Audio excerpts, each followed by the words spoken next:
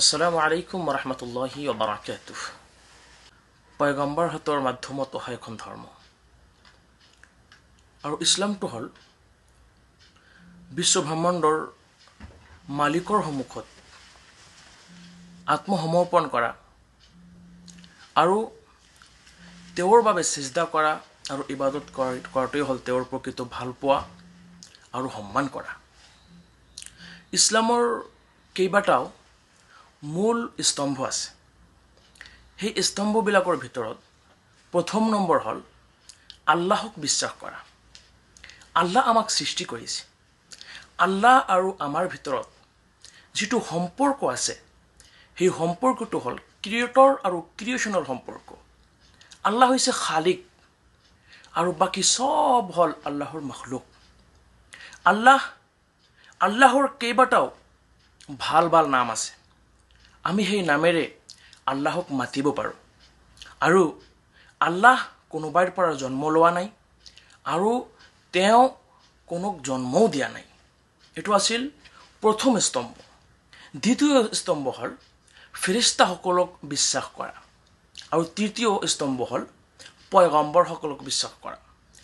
আল্লাহ তাবাৰক ওয়া তাআলাই এই পৃথিৱীত বহুত পয়গম্বৰ নাজিল কৰিছিলে, পঠিয়াই দিছিলে আৰু প্ৰতিখন পয়গম্বৰৰ এটাই কাম আছিলে, সেইটো হ'ল আল্লাহৰ তাওহীদৰ পিনে আহ্বান কৰা, তাওহীদৰ পিনে মাতা।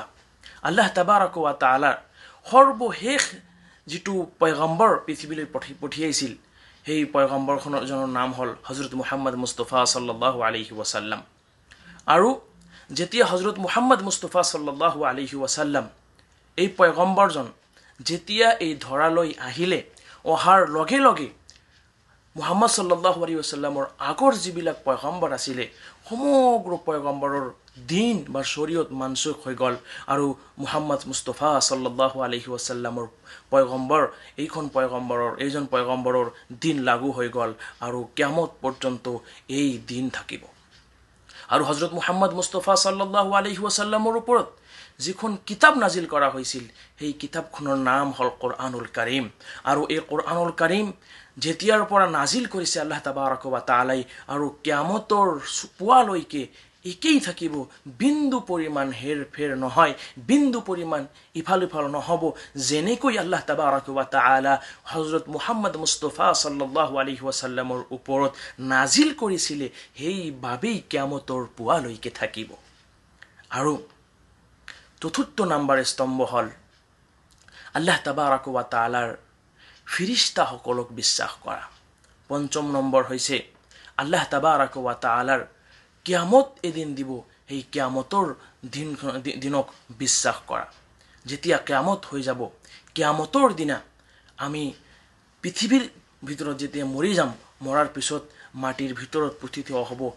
কিয়ামতৰ দিনা সমগ্ৰ মানুহক মাটিৰ ভিতৰৰ পৰা উঠোৱা হ'ব। উঠোৱাৰ পিছত আমাক জিজ্ঞাসা কৰা হ'ব, প্ৰশ্ন কৰা হ'ব, আমি যদি পৃথিৱীত ভাল কাম কৰোঁ তেনেহ'লে আমাৰ স্থান হ'ব জান্নাত, আৰু যদি আমি পৃথিৱীত ভাল কাম নকৰোঁ তেনেহ'লে আমাৰ স্থান হ'ব জাহান্নাম। আৰু সৰ্বশেষ যিটো স্তম্ভ সেইটো হ'ল তাকদীৰৰ ওপৰত বিশ্বাস কৰা, ভাগ্যৰ ওপৰত বিশ্বাস কৰা। আমাৰ ভাগ্যত যিটো লিখা আছে সেইটোৱেই হ'ব। আমাৰ ভাগ্যত ভাল লিখা থাকিলে ভাল হ'ব, বেয়া লিখা থাকিলে বেয়া হ'ব। এই কেইটামান বস্তুৰ ওপৰত বিশ্বাস যেতিয়ালৈকে মানুহ নকৰিব তেতিয়ালৈকে মানুহ কেতিয়াও পূৰ্ণাংগ মুছলিম হ'ব নোৱাৰে। হযৰতে ঈসা আলাইহিস সালাতু ওয়াস সালামৰ বিষয়ে মানুহে এটা ধাৰণা কৰি থাকে যে তেওঁ আল্লাহৰ পুত্ৰ, কিন্তু নহয়। হযৰতে ঈসা আলাইহিস সালাতু ওয়াস সালাম তেওঁ আল্লাহৰ পুত্ৰ কেতিয়াও হ'ব নোৱাৰে। তাৰ কাৰণটো হৈছে আল্লাহ তাবাৰক ওয়া তাআলাই কোনোবাইক জন্ম দিয়া নাই আৰু কোনোবাইৰ পৰা জন্ম নিয়া নাই। হযৰতে ঈসা আলাইহিস সালাতু ওয়াস সালাম তেনেহ'লে কোন? তেওঁ আল্লাহৰ এজন বান্দা আৰু তেওঁ আছিল আল্লাহ তাবাৰক ওয়া তাআলাৰ এজন পয়গম্বৰ। আচ্ছা, আল্লাহ তাবাৰক ওয়া তাআলাৰ ওচৰত কোনখন ব্যক্তিৰ মূল্য বেছি? আল্লাহৰ ওচৰত সেইজন ব্যক্তিৰ মূল্য বেছি যে ব্যক্তিয়ে আল্লাহ তাবাৰক ওয়া তাআলাৰ বেছি বেছি ইবাদত কৰে, আল্লাহ তাবাৰক ওয়া তাআলাৰ বেছি বেছি ভয় কৰে। সেইজন ব্যক্তি আল্লাহৰ ওচৰত সকলোতকৈ সন্মানীয় ব্যক্তি। আৰু ওইজন ব্যক্তি প্ৰকৃত মুছলিম, সেইজন ব্যক্তি প্ৰকৃত মুছলিম যিজন ব্যক্তিয়ে কালিমা শাহাদাত পাঠ কৰিছে আৰু কালিমা শাহাদাতৰ ভিতৰত যিসকল কথা যিসকল চৰ্ত লগোৱা হৈছে সেই সমস্ত চৰ্ত মানি চলি ইবাদত কৰিব সেইজন ব্যক্তিয়েই হ'ল প্ৰকৃত মুছলিম। যদি আমি কালেমা পঢ়োঁ, কালেমা পঢ়াৰ লগে লগে কালিমাৰ যিবিলাক চৰ্ত আছে সেই চৰ্তবিলাক যদি আমি মানি নলওঁ কেতিয়াও আমি মুছলিম হ'ব নোৱাৰোঁ।